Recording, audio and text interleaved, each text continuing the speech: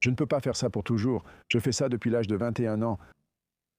Quand tu approches 80 ans, tu te dis: «Ça suffit». C'est difficile pour moi de l'entendre quand tu le dis. C'est difficile pour moi de le dire. Tu n'aimes pas parler de ta fin, mais qui aimerait ça? Préparez-vous à plonger dans la vie extraordinaire de Robert Redford, une véritable légende d'Hollywood dont le talent a laissé une marque indélébile des deux côtés de la caméra. Connu pour ses performances emblématiques dans Butch Cassidy et le Kid et L'Arnaque, Robert Redford a redéfini l'âge d'or du cinéma avec son charme naturel et sa narration réfléchie. Réalisateur oscarisé et fondateur du Festival du film de Sundance, il est un visionnaire qui a soutenu les films indépendants bien avant que cela ne devienne à la mode.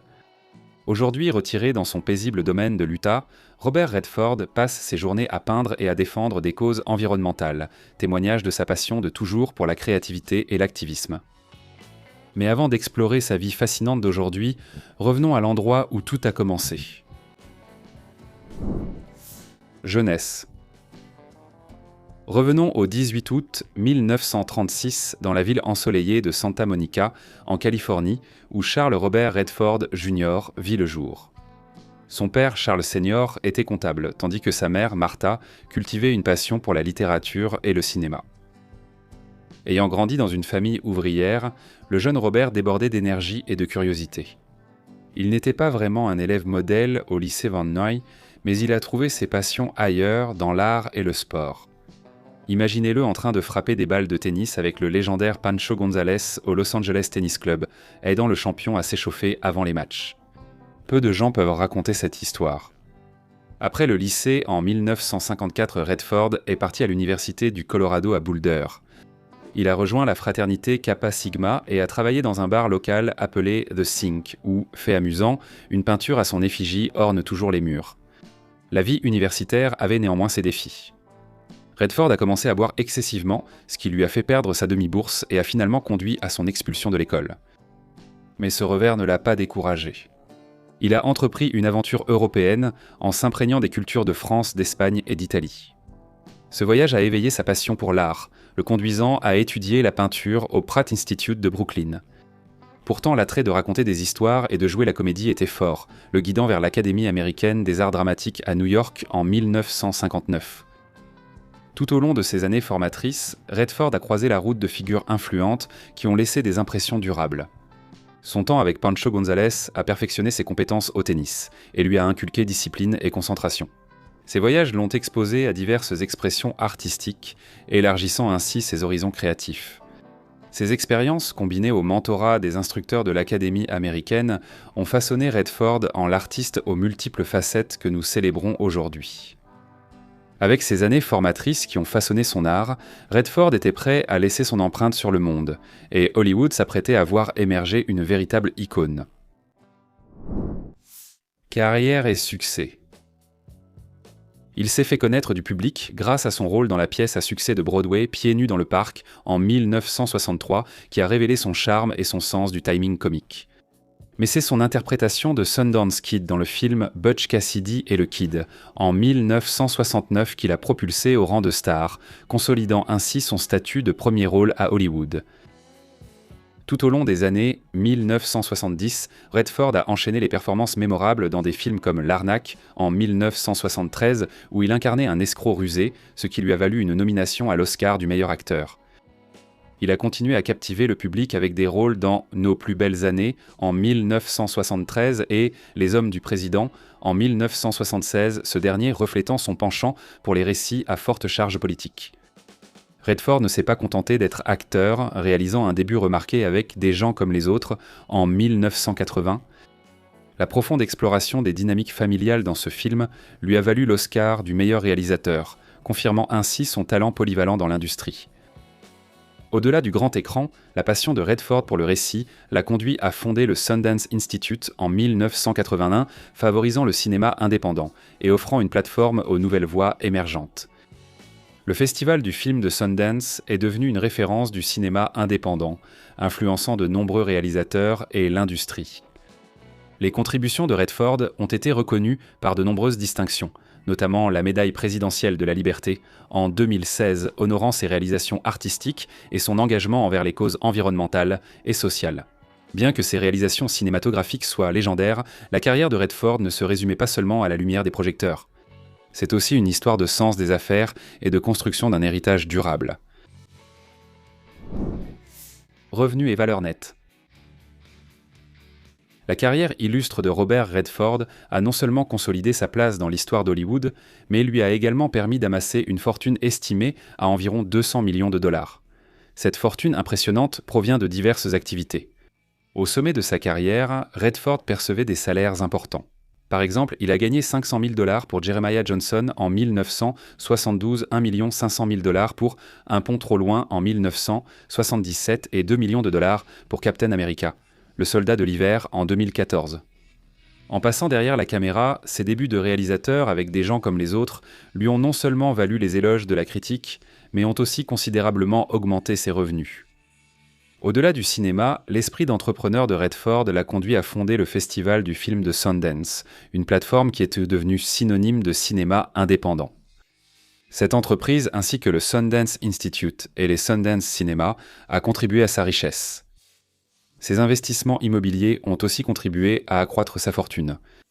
En 1968, il a acheté une propriété de 3000 acres dans l'Utah qu'il a transformée en Sundance Mountain Resort, mais nous y reviendrons plus tard. Au-delà de la richesse et du succès, la vie personnelle et les passions de Robert Redford révèlent un homme profondément ancré dans la créativité, la nature et le désir de redonner au monde. Aperçu de son mode de vie. Robert Redford a eu une vie aussi fascinante hors écran que devant la caméra. Au-delà de ses succès au cinéma, les passions et engagements de Robert Redford révèlent un homme très attaché à la nature, à l'art et à l'humanité. Grand amateur de plein air, Robert Redford est connu pour son amour de la nature. Il trouve du réconfort dans des activités comme le ski, aussi bien sur l'eau que sur la neige, l'équitation et le tennis. Sa résidence dans l'Utah, nichée au cœur de paysages paisibles, témoigne de son engagement envers la préservation de l'environnement. C'est ici qu'il se retire souvent, s'immergeant dans la tranquillité du monde naturel. Les actions philanthropiques de Redford sont aussi impressionnantes que sa filmographie.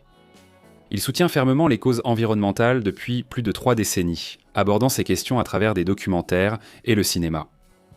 Il a fondé le Sundance Institute pour soutenir les artistes indépendants et s'est engagé dans des organisations comme Greenpeace et l'American Wild Horse Preservation Campaign. Son engagement envers ces causes lui a valu d'être reconnu par le magazine Time comme un héros de l'environnement en 2007. En termes de style personnel, Redford incarne une sophistication intemporelle. Préférant une mode classique et discrète, il opte souvent pour des costumes bien taillés et des tenues décontractées qui reflètent sa personnalité terre-à-terre. Bien que les détails précis concernant ses plats, sa musique ou ses livres préférés restent qu'au privé, sa personnalité publique dégage une préférence pour la simplicité et l'authenticité. Bien que Redford ait en grande partie évité les grandes controverses, sa carrière n'a pas été totalement exempte de critiques. Certains ont débattu de sa façon d'incarner certains personnages et de son activisme politique.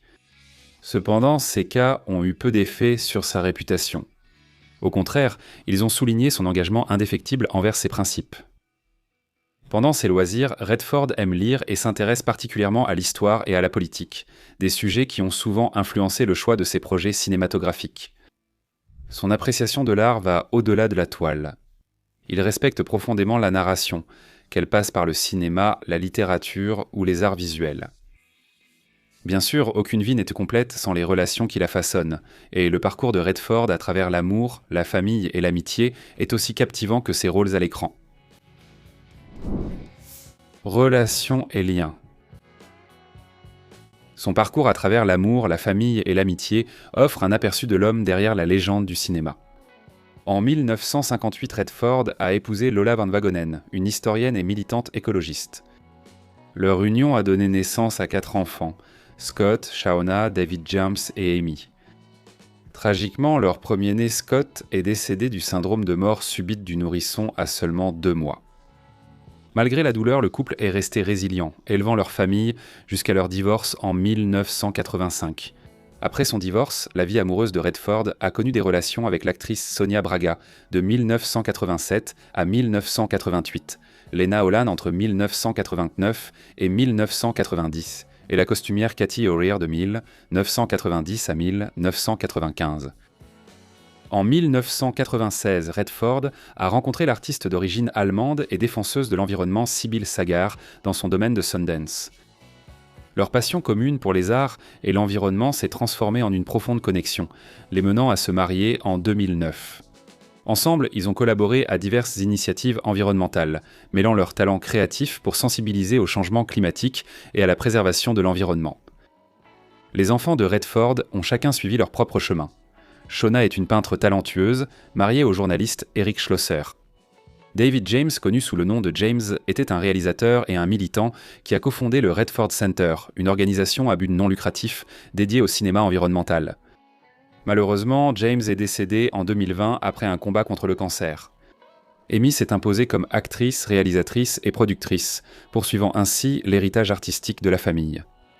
En ce qui concerne les amitiés, Redford a gardé des liens étroits avec plusieurs de ses partenaires de jeu et collaborateurs.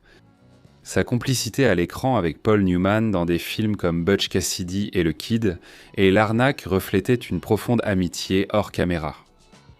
De même, sa collaboration avec Barbra Streisand dans Nos plus belles années a mené à un respect mutuel durable, les deux acteurs gardant un souvenir affectueux de leur temps passé ensemble. Ces liens personnels se reflètent aussi dans les maisons qu'il a choisies, chacune étant un sanctuaire qui raconte à sa manière l'histoire de l'homme derrière la légende. Immobilier. L'affinité de Robert Redford pour la nature et la solitude se manifeste dans le choix de ses résidences, chacune reflétant un chapitre de sa vie légendaire. En 1968, Robert Redford a acquis une propriété de 2600 acres dans Provo Canyon, dans l'Utah, qu'il a transformée en Sundance Mountain Resort.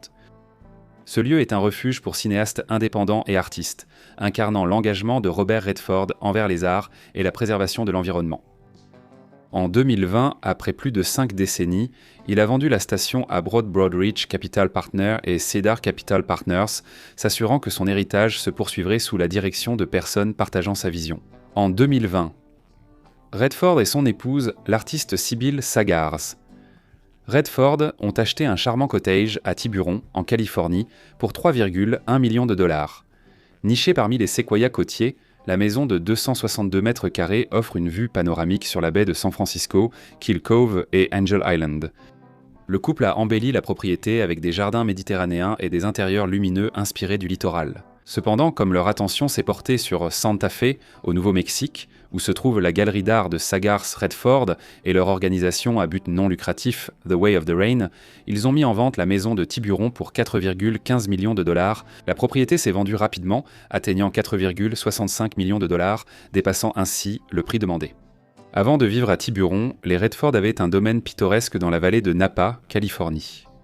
Connue sous le nom de Danza del Sol, la propriété de 4 hectares comprenait une maison principale de 480 mètres carrés, un atelier d'artistes et des jardins luxuriants. Après 14 ans, ils ont vendu ce refuge en 2018 pour 7 millions de dollars, simplifiant ainsi leur portefeuille immobilier.